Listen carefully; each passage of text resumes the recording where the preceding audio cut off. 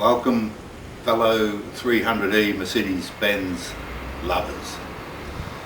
The other day my wife and I were out in the car, and my wife was actually driving the car when we stopped at the traffic lights and the ABS light came on the dashboard and the engine started running extremely rough. That's sitting at the lights, that is, idling. After a while it became so bad that I had to take over driving the car and tow the accelerator. That means keep the revs up to keep the engine alive. And when I got home I researched the matter a little bit more, and I'll tell you what I found. So after I studied on the computer, I found out that the cause of the problem, and it was a 99% chance, was the over voltage relay. And one of the symptoms is that your ABS light will come on as well as the engine running rough.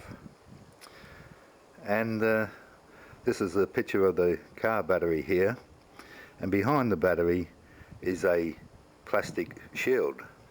I shall remove it.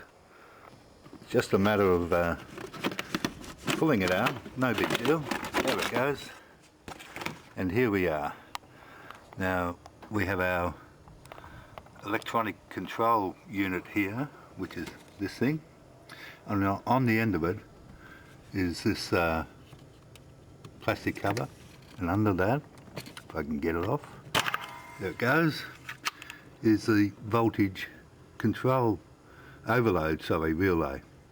And there's a couple of fuses on the top of this one. This is a new one, and it just clips in there. You can move the slides around, see, pull it out, and you just unplug it from the base. No big deal, anybody can do it.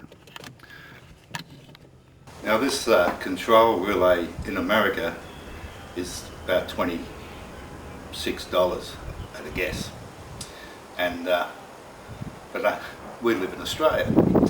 Our dollars are pretty well on a parity, but when I went to ask about the price of one of these in Australia, it was $90 plus another $10.50 or something to mail out, which makes it $100. Now that's not cheap. And in America it cost me, say, 26 something and $33 to mail out. So guess what I did? I bought it from America and got them to mail it out to me, and I got it about 4 days later.